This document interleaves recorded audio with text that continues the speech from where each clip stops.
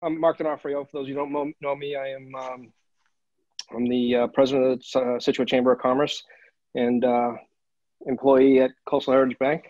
I want to welcome everybody this evening. We are excited about our first shining the spotlight on business, local business, I should say, program. We are hoping to run these many more times, at least once a month for the unforeseeable future, and spotlight some local businesses here in town. And I want to give credit to our events committee for putting this together. It's a great concept and a great thing that I think we will enjoy having, and not only in these times, but in well into the future. For those of you who don't know, that the chamber is very active here in town. We're trying to be more so in support of local business and be an advocate for business in town. If you're not a member, if you know somebody who isn't a member, please encourage them to reach out and join us. The more the merrier, and the more hands, the lighter the work. So without further ado, I'm going to turn my mic over to Jean Giacomandria, who's been working tirelessly on this effort, and have her introduce our first guest. Hello, everyone. Good evening and welcome. We're so excited to have you here. I'm having a little bit of glitching problem here on my end. If there's a delay, I apologize for that. We're very excited to be kicking off this series with Matt Elder of Untold Brewing. We're going to talk to Matt a little bit. We'll see a video. We're going to talk some more. We'll have some questions and answers. And everyone, we'd love you to all to participate. If you want during the program, put your questions in the chat area, or just save them until the end when we're all done. You want to put your screen on speaker view when we go into the video, so you'll get a nice big video, and then you'll have Matt on the side. So, again, without further ado, I'd like to introduce Matt Elder of Untold Brewing. Hello, Matt. Thank you for joining us. Thanks for having me. I think, so everyone here tonight has got all sorts of burning questions. How did come about? How did you end up in Greenbush? Tell us about the building, the history of the building, how this passion came about for you. Sure, yeah. I'm happy to be the first one to kind of go tonight, because if there's any screw-ups along the way, we can just blame it on being the first one to go, and I'll hopefully show other people what not to do. But I am originally from Scituate, grew up here, lived here my whole life pretty much before I went off to college. And it's been nice to come back home and start a business here. I did meet my wife in Boston, and my wife is from Seattle. So after we got married, we actually moved out to Seattle for a little bit to be closer to her family. And if you've ever been to Seattle, there is a very vibrant, just incredible beer scene out there. And once we moved out there, I just got totally swept away with brewing. And what started on my stovetops quickly moved to my garage, and then the garage became overrun with brewing equipment.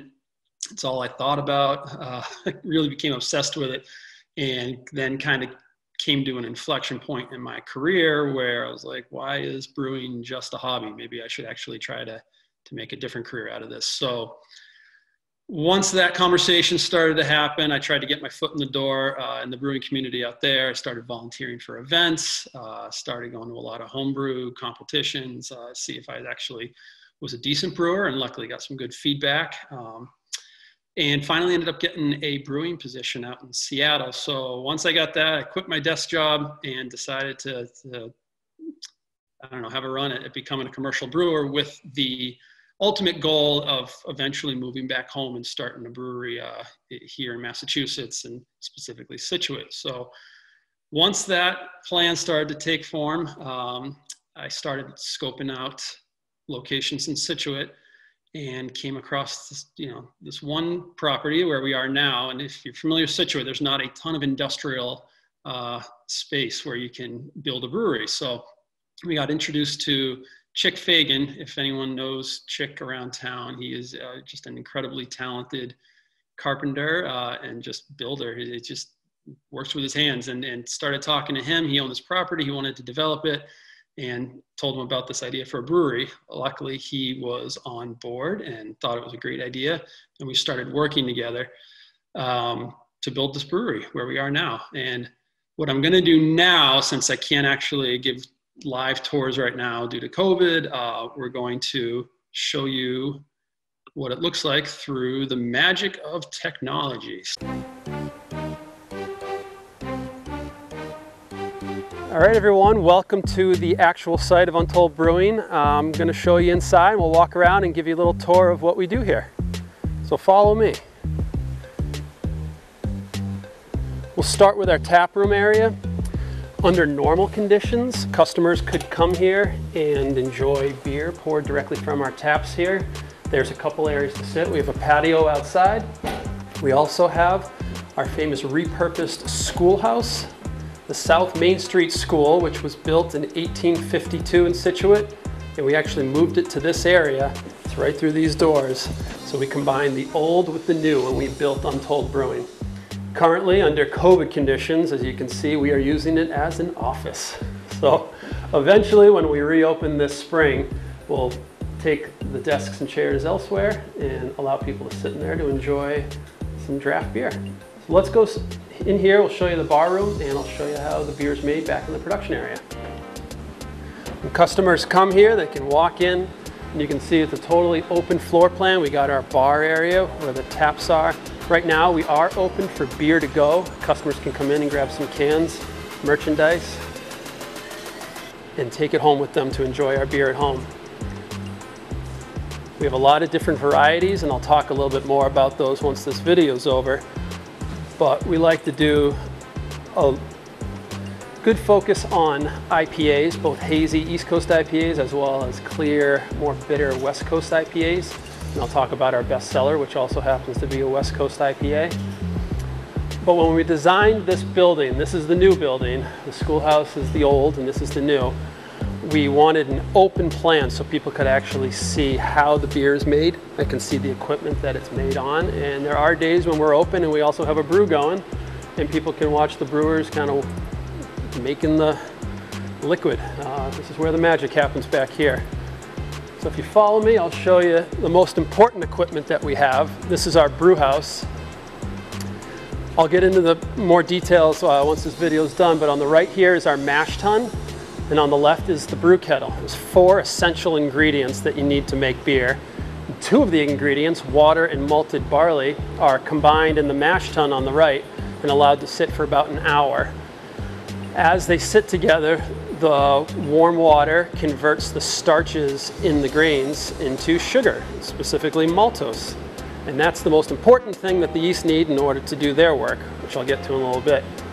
Once the conversion's completed, we separate the liquid from the grain through a screen on the bottom and pump all that liquid over into the brew kettle on the left. Once all the liquid's in there, we boil it, and that also takes about an hour. And that's when we start adding our hops, maybe any spices if the recipe calls for that. But hops is the 3rd essential ingredient, and that is what gives beer its sort of bitter flavor, but also adds important aromatics from the hops such as citrus, pine, floral, tropical notes that are most familiar with IPAs. Once the beer is done boiling, we then stop the boil, cool it down, and pump it through these hoses. You can see here today was an active brew day. We brewed a new IPA that will be released in about 3 weeks, or actually probably about a week after we watch this. But we connect this hose from our brew house all the way to the tanks in the back, which are our fermenters, and that's where we add the yeast, and the yeast will actually consume that sugary liquid and create 2 byproducts, alcohol and carbon dioxide. You can see here we have a little side project going where we did brew a batch of Imperial Stout not too long ago, and that'll sit in these bourbon barrels for about a year before we take it out, and that is known as our Bourbon Barrel Aged Devil's Det, which you might see available around our anniversary date in October. So if you follow me back here, this is known as our cellar area. Cellar as in a wine cellar, beer cellar in this case. And these are all stainless steel tanks where the liquid that we just made gets pumped in through the bottom ports here, fills up these tanks. We add the yeast, and then the yeast work their magic and create beer. The beer will sit in these tanks for about 3 weeks, about 2.5 weeks before it's done. Then we drop the temperature to about 32 degrees. All the yeast and hops drop out of suspension down here, just below this port. This is an important port right here. And it settles to the bottom, and then we can rack the rest of the liquid off of the yeast, leaving the yeast and hops behind, and we transfer again into these big tanks behind here with the flatter bottom, and these are known as bright tanks. And this is where the beer sits for 3 to 5 additional days. Conditions a little longer. It's also where we carbonate the beer by adding forced carbon dioxide under pressure, and the beer reaches that perfect carbonation level. Once the beer is ready to be packaged, we will again transfer out of these tanks, and we have our own canning line here at Untold. So we'll actually package all of our beer ourselves through this canning line, and we have a lot of cans right now just waiting to be filled. We package probably 2 to 3 days a week right now. In the summer, it gets up to even 4 or 5 days a week when beer is in even higher demand, although I think beer is always in high demand. These are the blank cans that we purchase, and basically fill them with beer, send them out the door again, and then kind of rinse and repeat on the entire process. So that's the short story of how beer gets made here at Untold Brewing. I'll get into more details once we get back to the live Zoom, but thanks so much for joining me, and glad you got to see the inside of Untold Brewing. Cheers. Well, that was a video that took a couple weeks ago, just showing the inside of the brewery. So that was kind of, when we're open for business, we do allow tours. So that would be kind of an example of what a tour would look like. We do, as I mentioned, we brew a lot of different beer styles here. The equipment that you saw in the beginning, our brew house, is a 15-barrel brew house, and the way to think of a barrel is it's 2 full kegs of beer. So for every batch of beer that we brew in the 15-barrel brew house, we yield about 30 different, 30 kegs, or about 150 cases of beer. If you looked inside our cooler, it's tons of cases in there right now, as we're pretty heavy on packaged beer and not so much on draft beer. But places are slowly starting to open up, so we are seeing a shift to more draft beer requested by bars and restaurants. So that's a good sign. Hopefully that trend continues into the summer. But our brew house, yeah, so we get about 30 kegs for every batch. We brew usually 2 batches a day, and that happens 2 to 3 times a week. So you can kind of do the math. We're getting up there with our production, which has been good. We've been open about 3.5 years now. We've seen about a 25% increase in volume every year. So we'll keep doing that until we fill the building and don't have any more tanks to fill. And then it's time to find another location to help out. But until then, we'll keep rocking right here. We do several different beer styles. We kind of pride ourselves on having a variety of different styles for a variety of different tastes out there. So our most popular beer you may have seen on the shelves or around town or even at the brewery is East by Northwest. This is a West Coast style IPA. Just so happens to be the first beer recipe we ever brewed. It's kind of a funny story. When we brewed our first batch, we had a lot of people come up to us and say, oh, have you done many test batches? How many test batches do you think it's going to take before you can actually sell the beer? And I think this is where the value of working at another commercial brewery really came into play. We had the recipes kind of like in our head already and felt really comfortable on the brewing equipment here. So we actually didn't do a single test recipe before we started releasing beer. We felt like we had enough practice. At the last brewery I worked at in Seattle, we also had a 15-barrel brew house out there. So I got many practice sessions in on that one and had a few of my own original recipes brought to market when I was working at the other brewery. So we just felt very, I don't know, comfortable with what we were doing. With that said, when we brewed East by Northwest, we did have to adjust the recipe a little bit. The first time we brewed it, we had to clean the auger, which the auger is basically what brings the grain from the mill into the mash tun. And when we cleaned it, we just ran some cheap dark malt through it to help kind of scrape any dust or dirt off of the auger. And what we didn't realize is that left some residual malt behind in the auger. So when we brewed our first batch, we went through the process. It came out great, it tasted great, but it was darker than we anticipated due to that residual dark malt that was left over. So after that, my partner and I kind of looked at each other like, all right, do we change the recipe completely to get rid of that dark color, or do we adjust the next recipe and make it the same dark color? We ended up going with the latter because people, when they came in, they just loved the beer so much that we didn't want to change it at all. So we ended up doing that. It's the same kind of dark amber color that you see today, but that was a mistake to start, which many people don't know. But sometimes mistakes end with good results. So that's East by Northwest. It's a 7% kind of, bitter, piney, citrusy West Coast IPA that you don't see out here as frequently.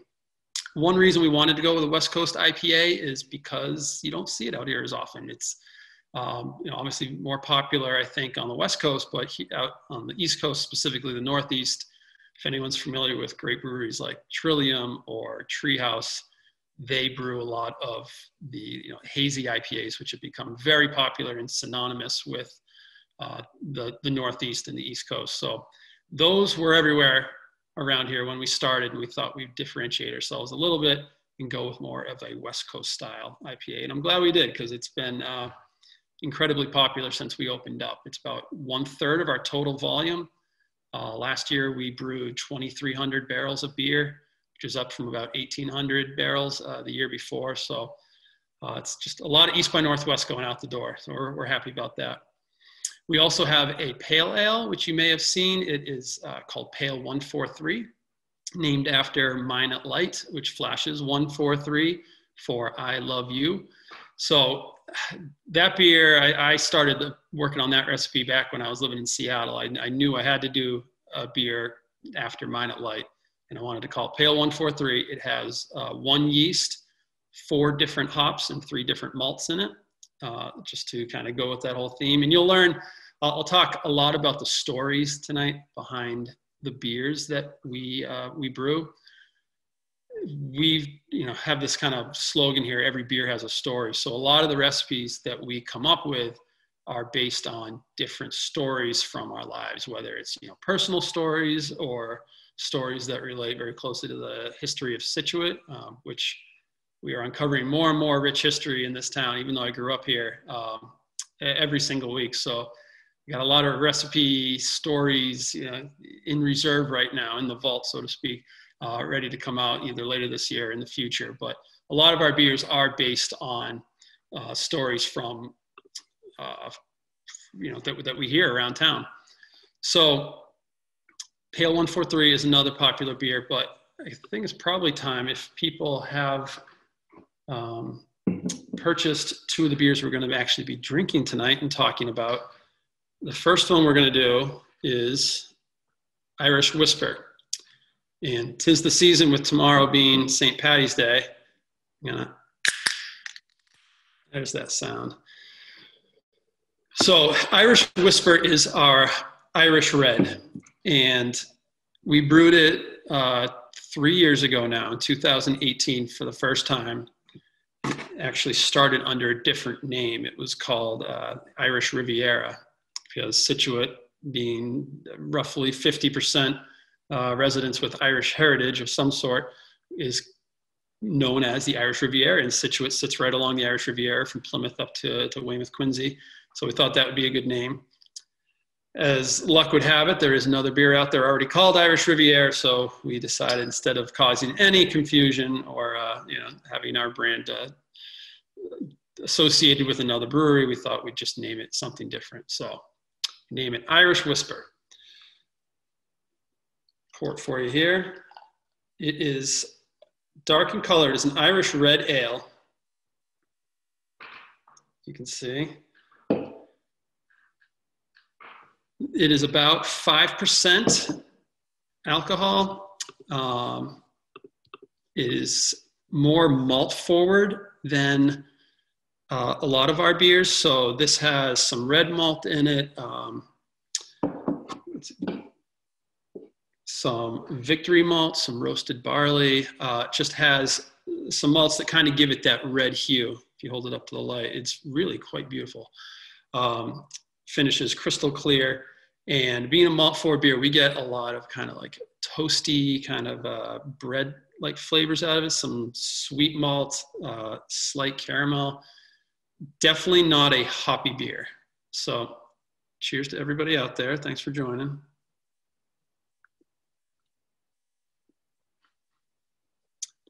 All right. Cilantro. Better. Yeah, cilantro.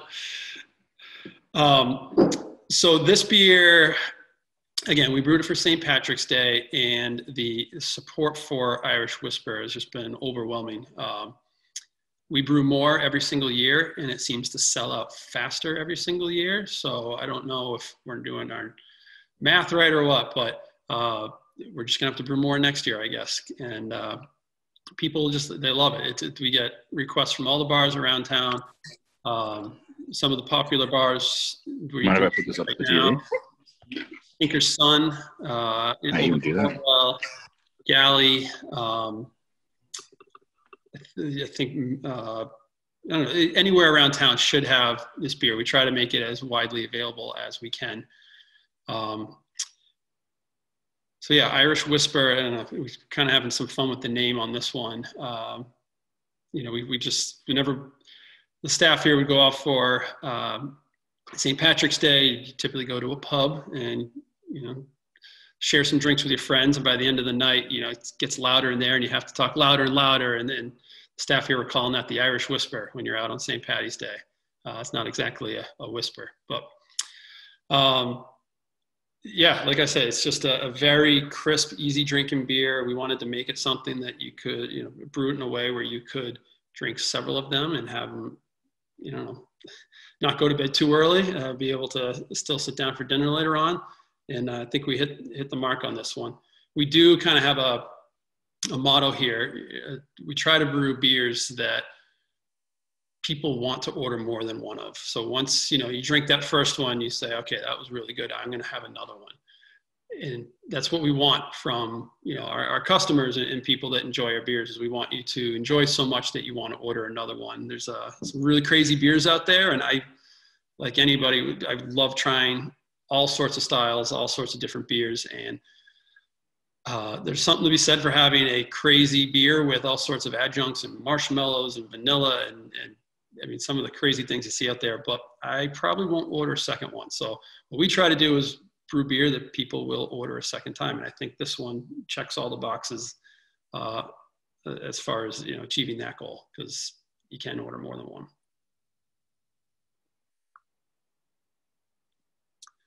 So I'll let people kind of sip on that one a little bit longer. I get a lot of questions actually about how we chose our name, how I came up with the name Untold Brewing.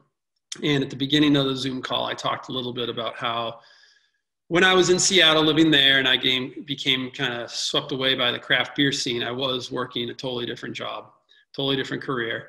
But I was constantly thinking about brewing. And it was an obsession of mine. You know, it got to the point where my wife wondered if you know, when we had to move the cars out of the garage to make room for more brewing equipment, and then the brewing equipment kept growing and growing, you know, I kind of wondered where this hobby was leading me. And thankfully she's been, you know, incredibly supportive through this whole thing. You know, I don't know, having someone on your side to kind of encourage you to follow your dreams is incredibly important. And she's played that role for sure. So when I finally decided to make the leap to brewing, I had to, you know, name my brewery when I wanted to open a brewery. And that was actually one of the hardest parts, because right now I believe there's over 10,000 breweries in the United States. And coming up with a unique, meaningful name that has, you know, relevance and meaning to you, it's important to you, is kind of difficult when there's 10,000 other breweries operating. So I remember sitting there one day thinking about, what I wanted to name my brewery. And I did actually come across a quote from Maya Angelou that read, "There's no greater agony than bearing an untold story inside of you." And I read that quote and it just kind of hit me like, wow, like brewing's been my untold story for a long time. It's all I've been thinking about. I was working this other job, but it was just a job, and brewing just felt like kind of a calling. Would have become, it wanted to become my career. So I thought that's the name right there. It's Untold Brewing, because brewing was my untold story. So that's how the name came to be. And it's just, I don't know, it's kind of grown into something much bigger as we continue to brew these beers and tell these stories. We started when we opened up focusing really on Scituate. We wanted Scituate to be, I don't know, serving Untold everywhere. And I can now say we do have Untold on tap everywhere and in all the liquor stores, but we really were hyper local focused. Once, we kind of saturated the Scituate market, we did start to reach out a little more to, Marshfield, Norwell, Cohasset.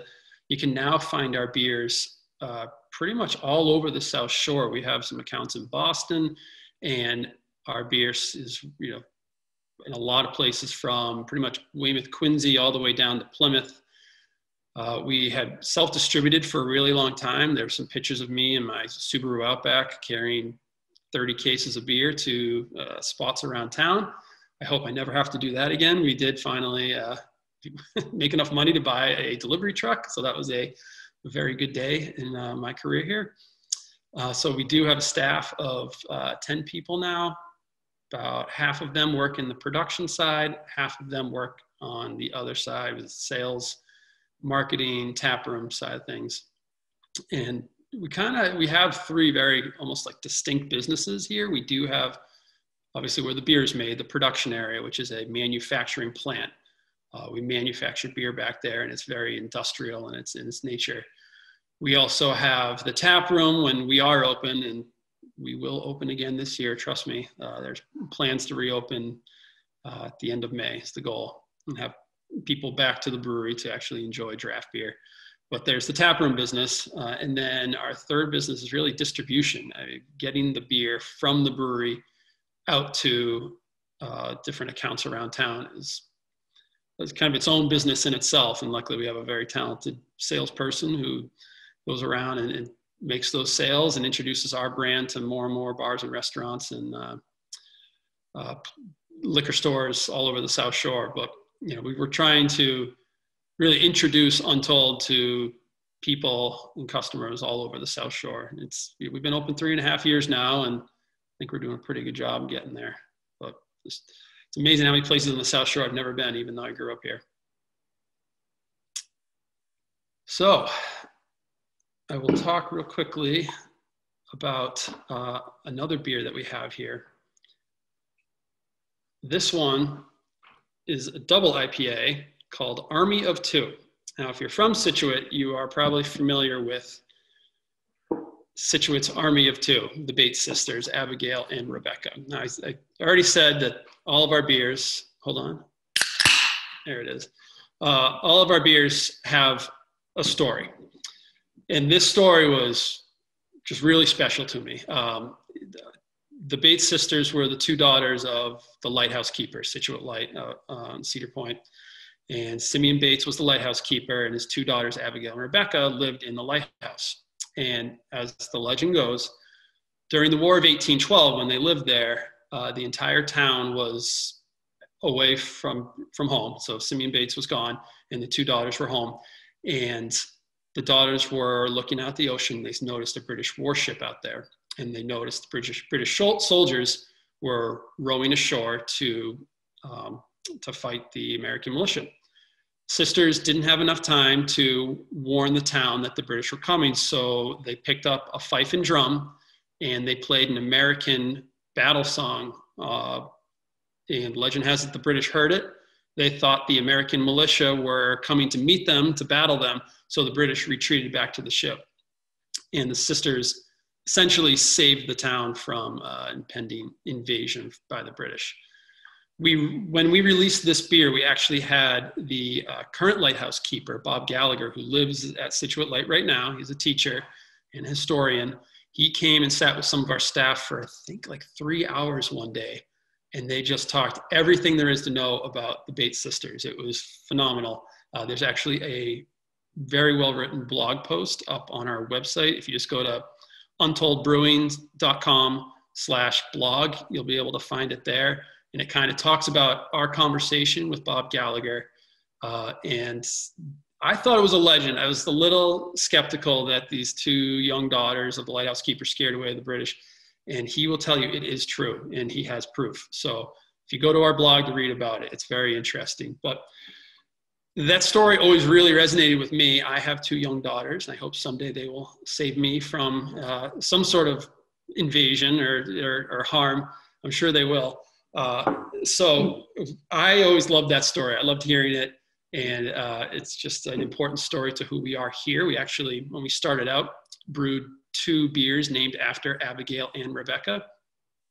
The pictures that we found, Abigail was the blonde in the picture and Rebecca was the brunette. So we actually have a blonde ale named Abigail and a brown ale named Rebecca. And the blonde ale comes and goes. It's definitely a summer beer, so we're hoping to bring it back this summer. But the brown ale, Rebecca, has been incredibly popular. We have kept that on more or less year-round, just because so many people request it. Never thought a brown ale would be a year-round beer for us. I thought it would be all lagers and IPAs, but people keep asking for it, so we keep brewing it. So this is Army of Two. If you can see the Bates sisters there. Scituate Light, you can see the British warship out there. And then all of our cans, or most of our cans, have a story that we write on there as well, just telling about the inspiration behind the beer. So since it's Army of Two, it is a double IPA. It's about 7.9%. IPAs differ from the other malt forward beers, like the Irish Red I just poured for you, in that it's a much hoppier aromatic beer than more malt forward beers. So this beer was brewed with Mosaic hops, Styrian Dragon hops from Slovakia, and Idaho 7 hops from Idaho. And it is incredibly tropical, citrusy. The hop aromas just jump out of the glass. This has been a very popular one here. This falls into the hazy category. You can see, you can't really see through it at all, but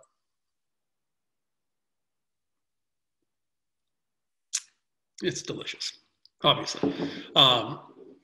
It's just, it's a really good IPA. We use a totally different yeast for this one. We actually have 3 different yeasts that we manage in-house. We have our house yeast, which is a dry English yeast that we use on beers like the Irish Red, Irish Whisper, East by Northwest, and a lot of our beers.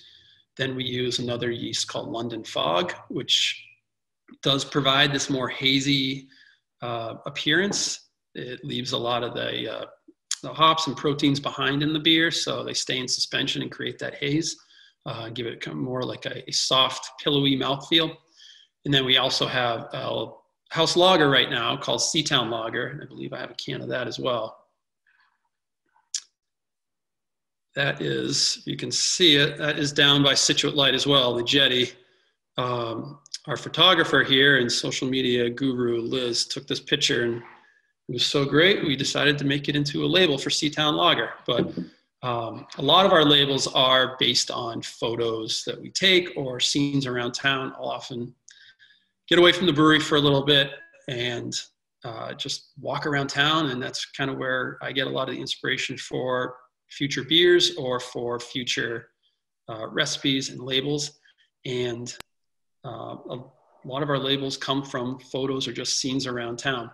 We actually have a graphic designer who we work with who's friends with our head brewer, Kyle. And the graphic designer, he actually lives in Colorado, but we send him pictures and ideas and concepts, and he also has a graphic designer he works with, and the 2 of them do all of our labels.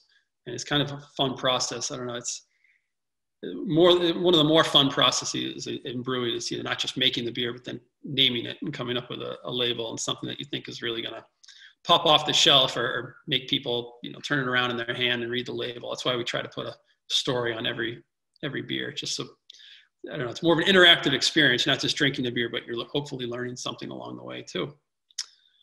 So Army of Two was released a few weeks ago. I think there might be like a case left, but we try to rotate our beers every now and then. We have a handful of beers that are always available.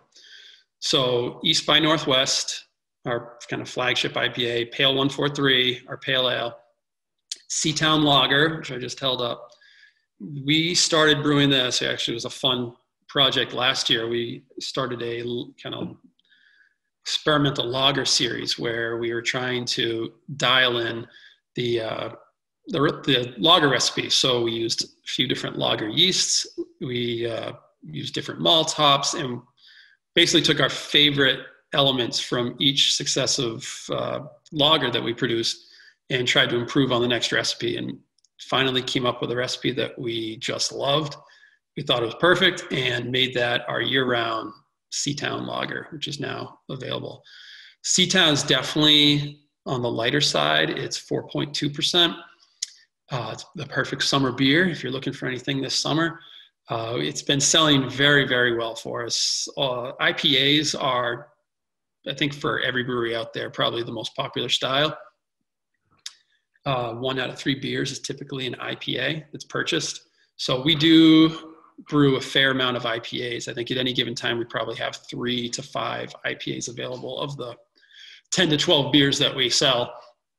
The lager, though, has been selling like an IPA for us, which has us very excited because all the brewers and all the staff here really enjoy drinking IPA. It's kind of like everyone here gets a shift drink at the end of our shift. So I don't know, maybe everybody can implement that rule at their business. But when your shift is over, go into the cooler, grab a beer, and we sit around, and it's kind of the fun end of your day. You get to kind of just kick back and chat with your coworkers and enjoy a beer that you help brew and that you help make.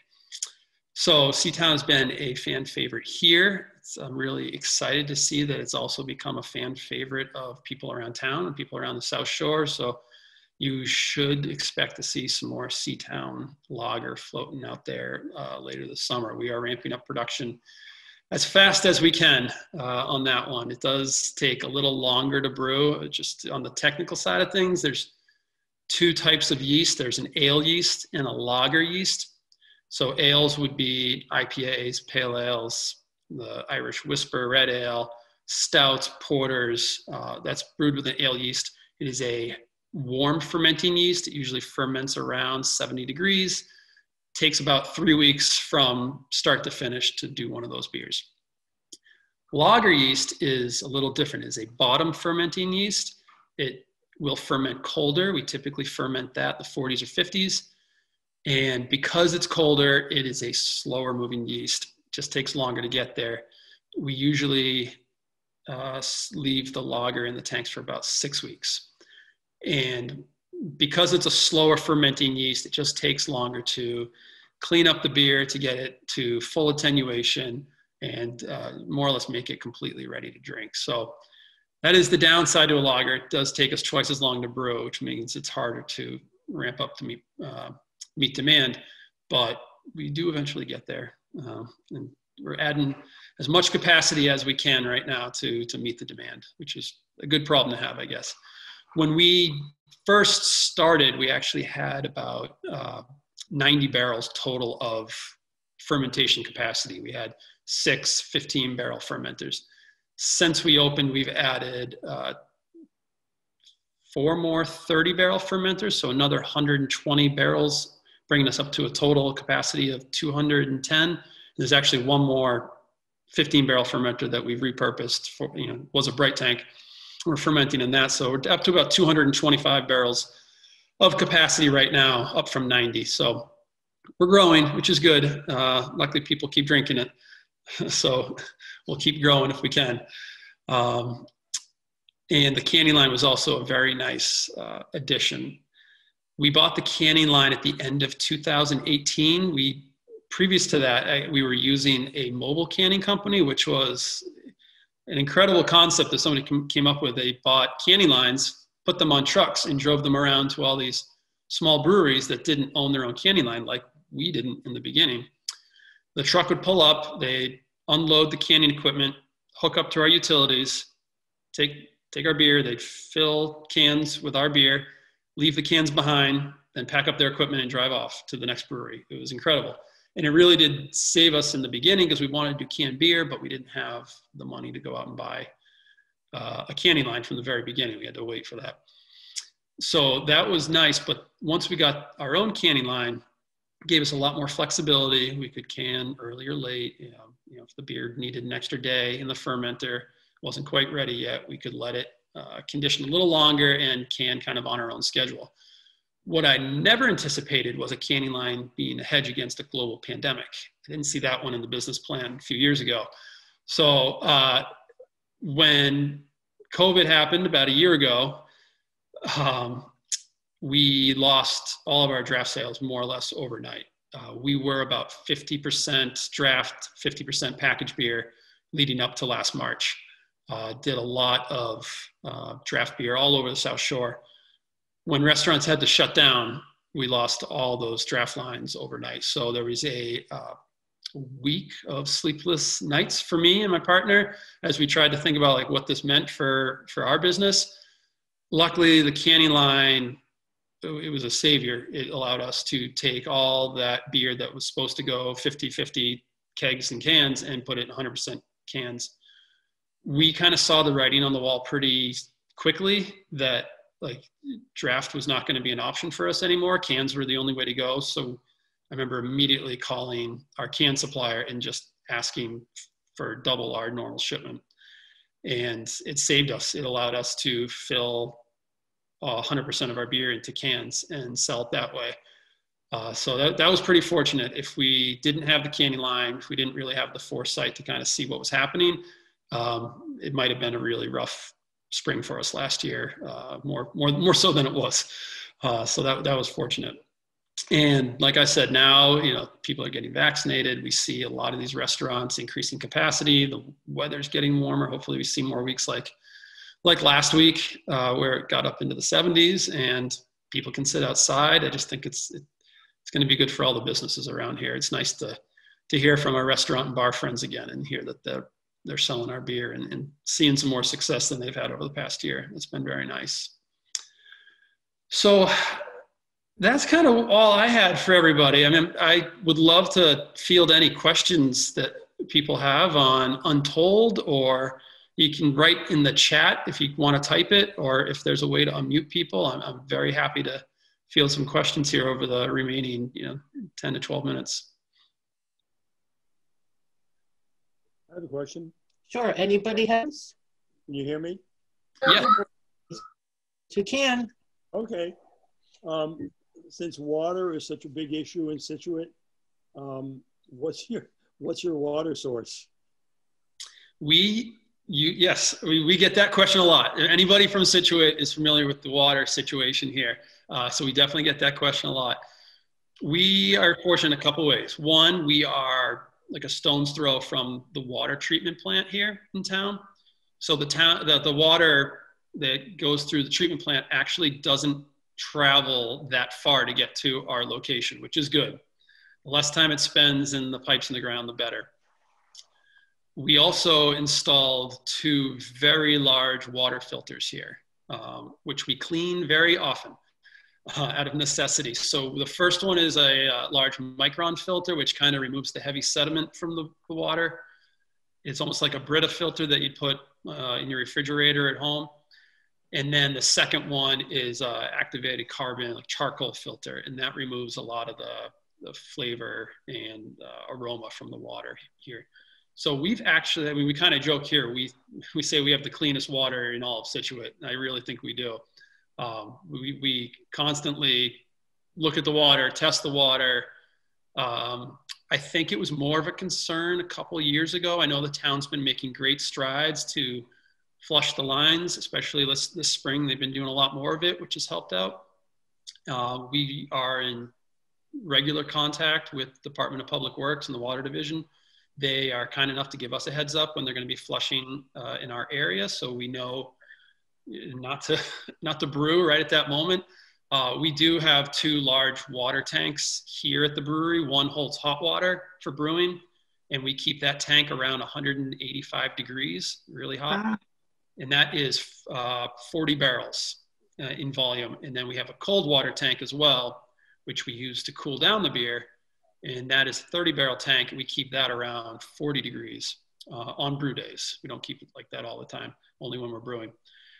And so when we're filling those tanks with 70 barrels times, 30 gallons per barrel, it's a lot of water. We don't want to fill that with brown water if we can avoid it. So we do, look at the water before we start filling those tanks, make sure we're getting the cleanest water possible. But that's a good question. We get that a lot. When we first opened, someone joked, are you only going to brew dark beers? Which luckily we don't have to. Matt, did you say that sorry if I missed.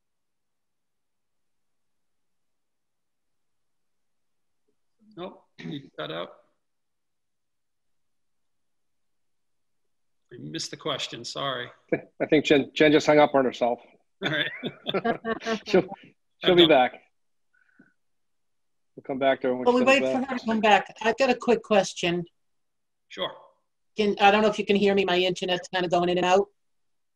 You're good. You can hear me? Okay. Any thought, or have you ever thought about a non-alcoholic beer for us non-alcohol drinkers?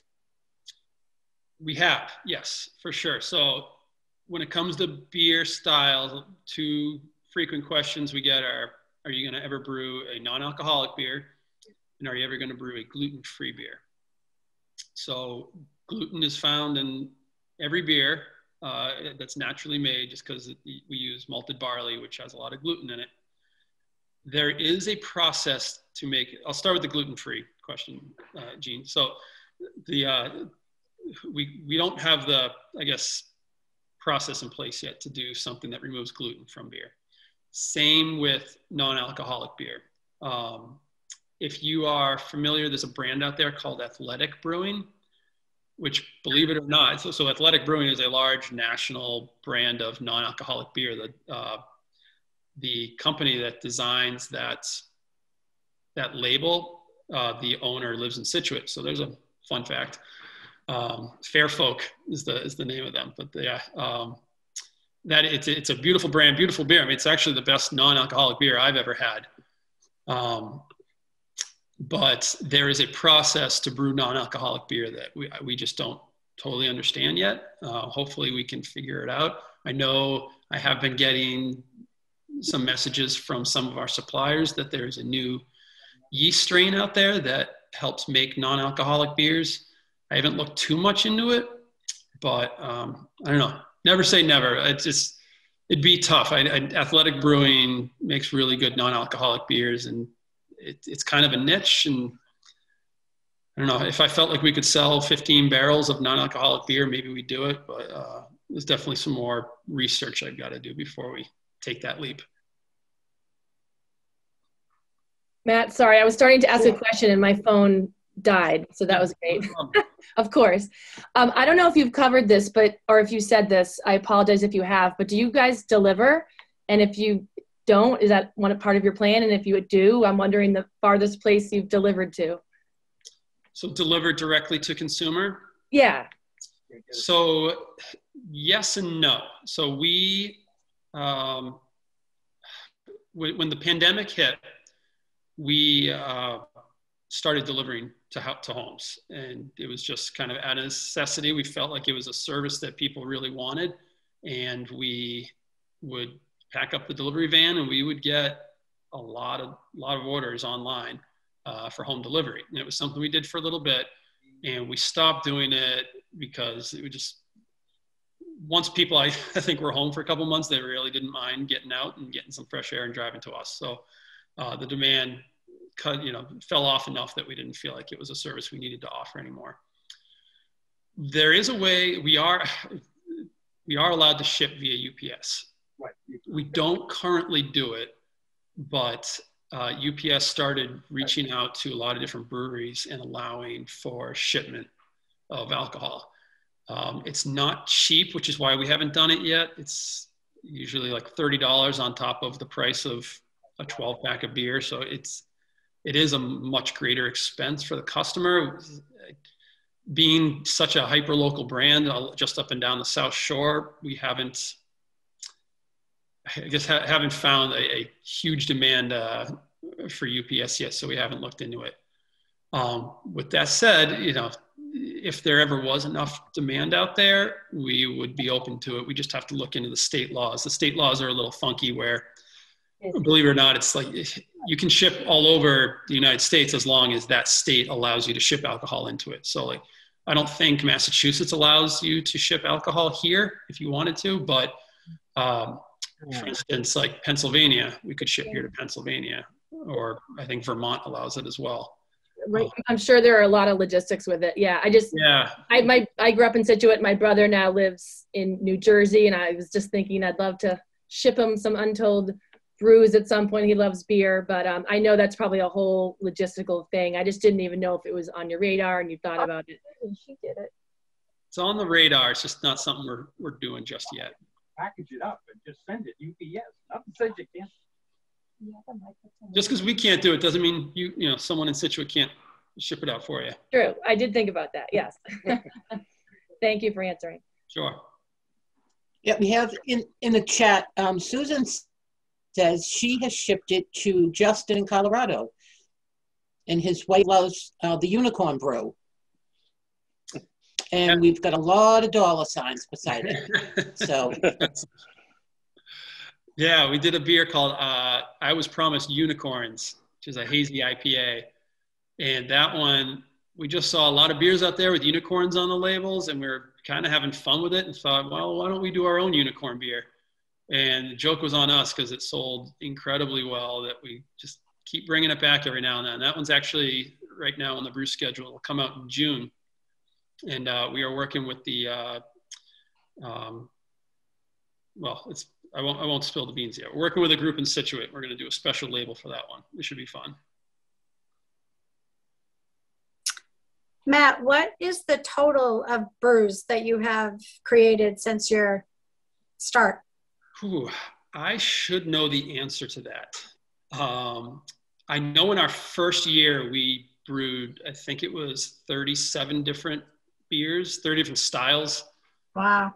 Which was, it was kind of crazy to think that we did that all in the first year. I remember just on our anniversary shirt, we had the UB, that UB on a t-shirt, and then behind it, all the names of all the different beers that we did. So I remember that number.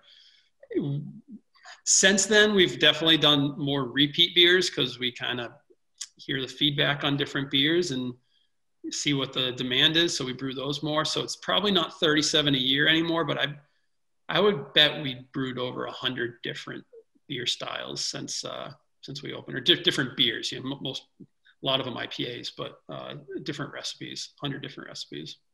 And do you go to other breweries to try what they have and see what you like, what you don't like, and try to duplicate? Definitely. Imitation is the finest form of flattery. So, I mean, we're actually really good friends with a lot of the breweries in the South Shore. We have a South Shore beer group. There's, I think, 11 different breweries from Plymouth up to Braintree that are all part of this group. And we talk weekly about, you know, if anyone's having supply issues, can't get their hands on a certain hop, you know, other breweries will offer to either sell it to them or let them borrow it until their shipment comes in. They can pay it back. We just did, last week was Mass Beer Week in Massachusetts. So it's just a celebration of craft beer across Massachusetts. And we released a 4-way collaboration with Widowmaker Brewing, Vitamin C Brewing, and Second Wind Brewing. So the 4 of us did 4 different IPAs using the same 4 hops. It was just kind of our own take on that style of beer. And it was a lot of fun and had a good time doing it. I wish we could have done it in person with all those guys, but it was a widely successful release for everybody. I think we're almost out here. But we did a West Coast IPA because that's kind of our favorite style.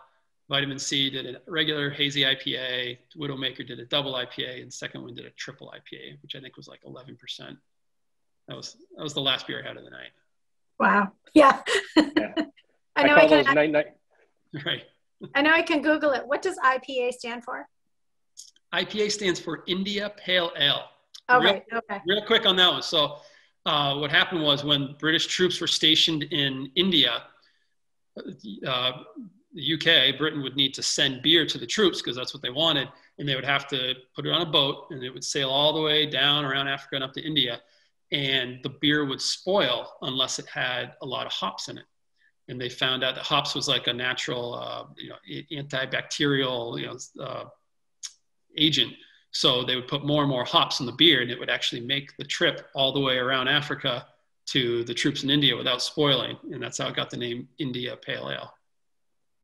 Good fact. Yeah. Whip that one out at a party sometime. Well, I have to say, I was at the town meeting where you... Oh, go, Jane. I was at the town meeting where you presented this. Where you came and asked, could we change the bylaws so there could be a brewery? And I think it was just at a time where there weren't a lot of breweries around and everybody was like, yeah, sure, go for it. And I'm certainly happy that I voted yes, because I think you've made a difference in Scituate and given people jobs, and just it's been so successful, and you're such a great addition to Scituate. Oh, thank you very, very much. I think I remember that meeting because that was actually my dad who he was a Scituate. Oh, that's right. Yeah. He might actually be on the Zoom tonight. But yeah, I was still living in Seattle. I remember kind of waiting patiently for the outcome from him, report back on how the vote went. But I mean, I'm incredibly happy that it went the way it did. Yeah. Very, very good vision you had. Yeah, just a real quick question, Matt. Yeah. Just a question on, you had mentioned that you were putting something together for a group and you were going to have some sort of a release. Just to touch on really quick, how would a group or a person go about getting a special brew for them for an event or for something? And how much would they have to purchase? So I would say that the short answer is we love hearing from everybody. We love the enthusiasm that people come to us with, when they want to come up with a special brew. A longer answer is there's a lot of kind of different elements that go into that. We do have a charitable mission here. So if it's a charity that the group wants to benefit, it does have to align with kind of our mission here. It's the hardest part is saying no to someone who wants to raise money for a cause they're passionate about, but we get multiple requests a week, and it stinks, but we do have to be selective about who we work with. And at the end of the day, we are trying to do something that the people here are passionate about. So I mean, we have a big environmental mission here. We do tend to work more with environmental organizations. But with that said, we do try to help out whenever we can. To actually dedicate a brew for something is unfortunately even more complicated because we want to make sure that we can sell through the beer. It doesn't do the organization any favors if we brew a beer and it goes unpurchased. We want to find, I guess, the best fit for any group that comes to us. And sometimes that's not actually doing a beer with somebody. Sometimes it's another way to try to raise money or let the person or group set up here for a day when the tap room's open. We do work with as many people as we think we can, that we have time for. But actually doing a brew with someone is a little, I guess, more selective. If anyone's here actually familiar with Becky O'Toole, the Pink Frame in Scituate, she's an incredibly talented artist. And she does a lot of work for Dana Farber. We have brewed a beer with her, or actually we're going to brew it, I think, our Thursday. We did it about a year and a half ago where we used her artwork for the label, and ended up raising about $10,000 for 4 different local charities here in Scituate on the South Shore. So we're doing that again this year. There'll be more details to come, but that would be, I guess, an example of, you know, where we wanted to work with her, and we felt that brewing a beer was the best kind of way to raise money. That was the long-winded answer. Great, thank you. Thank you, Matt. Sure. Matt? Great. Am I unmuted? Yeah, okay. When you're trying to develop a new brew, obviously you can't brew it in large quantities. How do you go about brewing a small quantity? And does it usually take several batches before you get what you're really looking for? Yeah, it's a great question. We get that one a lot. It was some of the, I would say the biggest benefit I got from working at a commercial brewery before I started Untold was getting that kind of practice and making mistakes on somebody else's equipment before I made them on mine. So we actually don't do many, if any, test batches, as crazy as that sounds. I would love to have a small pilot system, little like 1 or 3 barrel pilot system where I could test out some real crazy things. But I would say this, you know, it's a 15 barrel system. Maybe we'll do a half brew. We'll only fill it halfway up. Maybe get like, you know, 7 or 8 barrels out of it instead of the full 15. If it is something kind of on the crazier side that we don't know will sell, you know, as well as an IPA does. But I don't know, we don't do too many. It's more like we do, I guess, a lot of research before we come up with a recipe. That's probably the best way to answer that. So if we are brewing a new IPA, say we get a new experimental hop in from one of our hop suppliers, we will set up sensory for that hop before we actually use it. So one exercise we do is we'll take the hop, we'll grind it up, and we will put it out dry. We'll put it in a glass of cold water, and we'll put it in a glass of boiling water, let it sit, and then we kind of see how that hop works. Well, in the cold water, which would kind of mimic a dry hop when we put hops into the fermenter when it's around 70 degrees, it'll help us get the aromas that come out of it in the boil when we're brewing the beer if we put it on the hot side. So that's one way we kind of do like hop sensory before we kind of jump headfirst into a new type of hop. And same with malts. Our head brewer, Kyle, one of his favorite things to do is just chew on new malts. You can literally just pop it in your mouth and crunch it like popcorn, but it helps you kind of get the flavors that are going to come out of that malted barley. And we'll build the recipe off of that. I mean, we're not, you know, fortunately not doing anything that we haven't done before. So it allows us to, you know, have some confidence in each new recipe. Matt, what was the brewery you had in Seattle? What was the name of it? It was called Georgetown Brewing Company. It is probably the biggest brewery you've never heard of. They distribute really just in Washington, Idaho, Oregon, and Northern California. But they were a very large brewery. Actually, the 15 barrel system we have here was their pilot system. They had a big 60 barrel system there. So I think my first day on the brew deck there, I brewed more beer than I'll ever drink in my entire life. Yeah, but you were also brewing yourself, though. Didn't you say in the garage and it kept expanding? Yeah, that was just on my 5-gallon system. So you weren't selling it. You weren't a brewery. No, couldn't sell it. Yeah. That was just for my own personal consumption and helped me make some friends.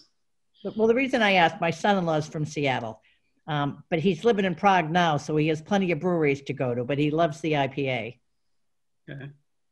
Nice. Yeah, there's plenty to choose from. Yeah, Georgetown, I would highly recommend. We learned from some incredibly talented, smart people. It was wild. Like they've won many medals at, you know, national-wide brewing competitions. So we learned going to, right? We will. It's part of the plan. So, Matt, I think one of the more intriguing things I find from a microbrew standpoint are a couple of things. One is that, it's always an adventure. Every time you go in, there's a different thing to try. I very much enjoy that. I've tried, shouldn't admit this maybe on TV here, but all, if not most of your beers, which haven't been disappointed much at all. I remember walking in one time and Kyle was all excited, made me try a creamsicle beer, which I never thought I would like, but if you drank it, it tasted just like a darn creamsicle. Brought me back to the beach. It's pretty incredible. It's amazing what they can do with the barley and hops and the flavorings and so forth. And that's the fun part for me. In addition to that, though, I think that one of the things I really enjoy is your marketing efforts and the names of the beers and the fun you have with it. To me, I kind of get the humor and I enjoy. I appreciate it. A lot of them, Voorhees and King Friday, and things that kind of take you back to your childhood. At least for me. And, I think if I could have a job, I'd really like to come join your marketing department to try to name a few beers, because I think that'd be the fun part of your job. Yeah, it's the fun part for sure. You do a great job with it. Thank you very much. Yeah, those meetings are always fun, coming up with new names and designing the labels. That's a good part of the business. The continuous loop of Mr. Rogers when King Friday came out, though, was a little tough to take. It's funny, that beer, again, every beer has a story. We opened up on October 13th, 2017. It was Friday the 13th. And we kind of joked, like, are we crazy to open up our first day on Friday the 13th? Is that just like bad karma? Luckily it wasn't, but we released Voorhees after Jason Voorhees from the Friday the 13th horror movies on that day. And then 6 months later, it was Friday the 13th again, our 6-month anniversary. And we said, all right, we're going a different direction with Friday the 13th this time. And found out that Mr. Rogers created King Friday the 13th in order to help kids see Friday the 13th as a less scary holiday, again, less scary day. So we're like, all right, we'll do King Friday in order to kind of change the negative mojo around that day.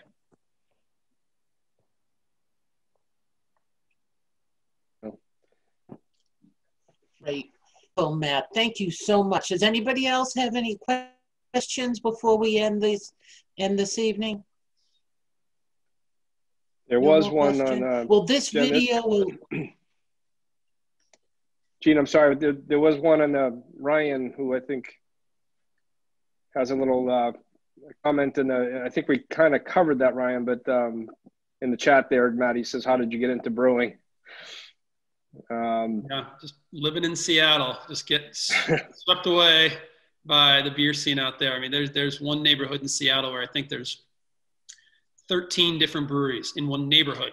So it'd be like Greenbush having 13 breweries, and you can just walk from one to the other. So the beer scene's incredible. And I don't know, I just loved it. I loved the science behind it. I loved the romance behind it. It was just something I really wanted to be a part of. So I'm glad I made the jump. Yeah, if I may, Gene. Sorry, Gene. Ryan, if you missed any of the presentation, this is being recorded and it will be up on the Chamber Facebook page tomorrow. So you'll be able to see the beginning of the presentation where Matt talked all about how he got into the brewing. Okay. Good to know. And if I may, before we adjourn, I would like to thank you, Matt. I know Gene started to thank you. I thank you for your time. I thank you for the effort. Yeah, perhaps. But one of the things I did want to note is, again, and we appreciate the fact that you've been a good corporate partner in town. I know you try very hard to work cooperatively with other businesses in town. You've been working very well. Joined the chamber, which is, and now obviously on the board of the chamber, which we certainly enjoy having you. And but again, before that, I know you seem to be making a concerted effort to making sure that you we're a good corporate partner, a good business for the town, and so forth. So, I want to thank you for that. You know, a lot of folks could, you know, learn from example, I guess, from how you've done, and when you're opening up a new business here in town 3 years ago, and I think it's a good model. So again, thank you for your efforts, and we wish you obviously continued success.